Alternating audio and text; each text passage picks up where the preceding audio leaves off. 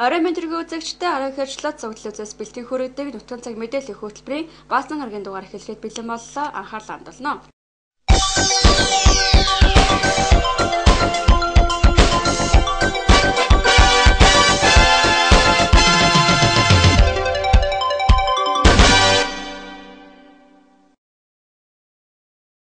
Эхний мэдээллийн хүргэе. Арх худалдаалах цэгийн таг бууруулж 1000 хүн тутамд нэг байхаар тогтоож, аймгийн эрдэнэ төлөөлөгчдийн хурлын тэргүүлэгчдээр баталсан. Энэ хүрээнд өнөөдөр бизнес эрхлэгчид буюу арх худалдаалах цэгийн эзэдтэй уулзсан байна. Харин энэ уулзалтаар эрдэнэ төлөөлөгчдийн хурлаар баталсан журмыг зуцалж, худалдаалах цэгийн тог хэвээр нь үлдээхээр олжээ. Манай аймгийн хэмжээнд арх худалдаалдаг нийт 430 гаруй цэг байгааг багасгах зорилгоор иргэдийн санал асуулгаар дэмжигдсэн архины цэгийг багасгах асуудлыг аймгийн засаг даргын зөвлөлийн хурлаар оруулан архитектурын уур хангаа хөтөлбөр нэртэй журам гаргаж аймгийн иргэдийн төлөөлөгчдийн хурлын тэргүүлэгчдээр оруулж баталсан. Дээрх хөтөлбөрт спиртийн өндөр агуулмжтай арх сөгтөрөл хундааг худалдаалах түүгээр үйлчлэх цэгийн тоог тухайн нутаг дэвсгэрийн хэмжээнд 1000 хүн тутамд нэг цэг, сул агуулмжтай буюу пив виног худалдаалах түүгээр үйлчлэх цэгийн тоог 500 хүн тутамд нэг байхаар архитектурын уур хангаа хөтөлбөрийг баталсан. Гисэн хэдий ч өнөөдрийн бизнес эрхлэгчдтэй буюу арх сөгтөрөл хундаа худалдаалдаг цэгийн эзэдтэй хэсэг хилцүүлгээр дээрх иргэдийн төлөөлөгчдийн хурлынхаа тэргүүлэгчдээр батлуулсан журмаан цуцалсан байна. Дээрх журмын дагуу цэгийн тоог багасгасан бол 10 херт 103, хужирт суманд 13, хар хорин суманд 10 цэг хасагдахаар байсан. Ингээд өнөөдрийн хилцүүлгээр журмаан цуцалж цагийн хуваарийг тогтоож 7 хоног бүрийн баасан гарагт арх сөгтөрөл хундааг худалдаалахгүй болсон байна. Энэхүү шийдвэрийг 4 сарын 1-ээс хэрэгжүүлэхээр болжээ. Тэгээд бид нар бол нэг архины хяналтын тухай хууль улсын хурлд өргөн баригдсан байгаа. Тэрний төслийн хүрээнд архитектурын уурхай хөтөлбөрийг хэрэгжүүлэх ажлын хүрээнд бид нар шинэ журам боловсруулж мөрдөе гэдэг ийм санаачлал гаргасан. Шинэ журмыг одоо бид нар сая одоо худалдаа эрхлэгчид, үйлчлэг эрхлэгчид одоо танилцууллаа. Тэгээд энэ дээр шийдсэн асуудал юу гэхтэй зэрэг нэгдүгээрт одоо цэгийн тог тогтооцсон байсан. Жишээлбэл одоо спиртийн өндөр агуулмжтай арх худалдаалах цэгийн тог бол 1000 хүн нэг, сул агуулмжтайг 500 нэг гэдгээр тогтооцсон байсан. За энийг одоо аймгийн дарга бол одоо болио. Энийг түр одоо ажиллуулъя гэдэг юм. Хийцэн учраас энэ одоо журмыг бол үндсэндээ одоо татаж авч байна. Хэд хэдэн асуудал дээр бид нар шийдэж байна. Нэгдүгээр тийм хөхтэйг энэ зэрэг сая бизнес эрхлэгчд хэллээ. Юуны баасан гараг болгоныг бол одоо арх сохтууруулах хундаагаар үйлчилдэггүй, худалдаггүй өдр болгоё гэдэг дээр бол одоо бүх бизнес эрхлэгчд тогтлоо. Хоёрдугаар тийм хөхтэйг цагийн хуваар дээр бид нар тогтлоо шүү дээ. Одоо хамгийн сүүлчийн одоо ажиллах цагийн хуваарыг өвөл бол одоо 21 цаг, зуны цагийн хуваарт бол одоо 22 цаг байхаар бид нар ингээд тогтоочлоо. Тэр өөрсдөө одоо бид нар бизнес эрхлэгчдийн одоо саналаар л одоо тэр асуудлыг шийд. Стандарт бол нөгөө өөрийнх нь нөгөө Монгол улсын одоо стандартууд байдаг шүү дээ. Худалдааны байгууллагын стандарт гэж бий. Үйлчлэгээний байгууллагын стандарт гэж бий. Яг л тэрнийхэн дагуу кодтой гэдэг байхгүй тэр чинь янз янз маш их юм бий.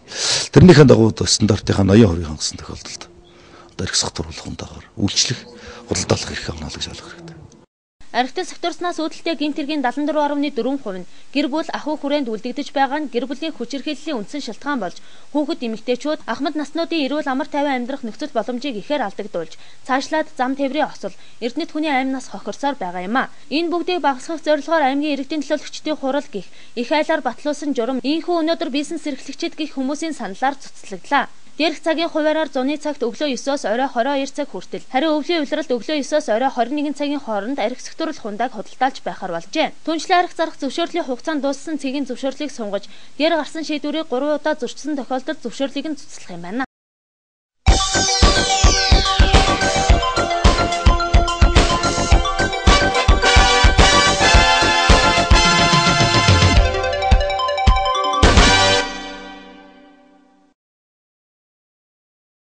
Дараагийн мэдээлэл хүргэе. Улс орон даяар тээврийн хэрэгслийн үдлэг онцлогоо ихэлсэнтэй холбогдуулан аймгийн автозам тээврийн газар өнөөдөр дэлгэрэх хүс компани хот орон зорчигч тээврт үдлэг онцлогоо хийлээ. Энэхүү үзлэгт нийт 24 байгууллагын том аварийн автобус хамрагдсан байна. Улс орон даяар тээврийн хэрэгслийн нэгдүгээр удирлын үдлэг онцлогоо ихэлсэнтэй холбогдуулан өнөөдөр дэлгэрэх хүс компани хот орон зорчигч тээврийн хэрэгсэлд аймгийн автозам тээврийн газраас үдлэг онцлогоо хийлээ.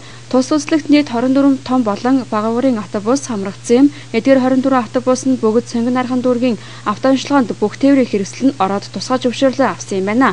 Харин өнөөдрийн үзлэгээр тээврийн хэрэгслийн бүрэн бүтэн байдал болон бүх шаардлагатай тоног төхөөрөмжийг шалгасан юм а. За өнөөдөр бол энэ чинь бол улирлыг ийм Үзлэг онцлогоо давхар бас аймаг хийж байна. Аймгийн тээврийн авцгамын газар манай хамтарсан ийм үзлэгийг улирал дутуу мэдээ тэр ихэлсэн байна.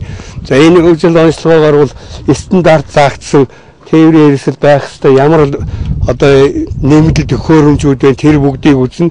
Дээрээс нь одоо бичиг баримт машин техникийн бэрэн байдлыг шалгадаг ийм үзлэг ихлэ явагдаж байна. Харин тус байгууллага нь жилдээ орон нутгийн төсөвт 35-аас 40 сая төгрөгийн татвар төлрүүлдэг байна. Мөн сар бүр нэг машины 20 мянган төгрөгийн шимтгэл төлдөг ажээ. Манайх одоо устан энэ жил чинь хуучин 24 техниктэй байсан. Уу юутай 32 автомашинтай байсан. Энэ жил 7 тэрэг одоо оноор хасагдаад одоо 24 машинтай болсон. Татвар гэвэл одоо жил болгон сар болгон 20 мянган төгрөгийн татвар өгч явдаг бүх машин дээр сар болгон.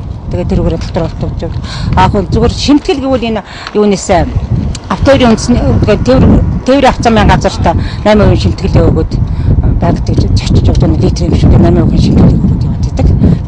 Тийм л явж байдаг та.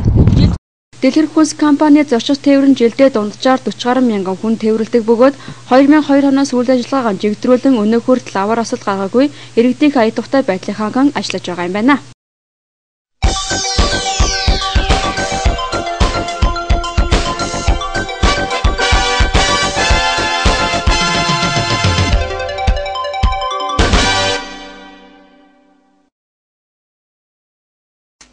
Орон нутгийн мэдээлэлд анхаарлаа хандуулсан үзэгч танд баярлалаа. Хөтөлбөр интернет мэдээгээр үргэлжилж байна.